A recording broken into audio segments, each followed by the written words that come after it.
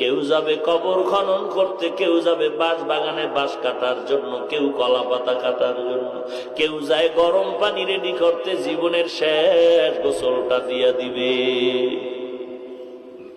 এরে আল্লাহর বান্দা, তুমি একটু চিন্তা করো, দুনিয়াটা কিছুই না। এই জিন্দেগির এই চোখের সামনে কত লাশের মিছিল দেখলাম।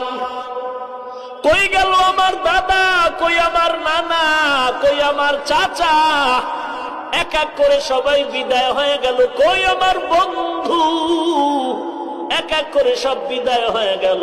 কখন জানি মাইকে আমার আওয়াজটাও এসে যায়।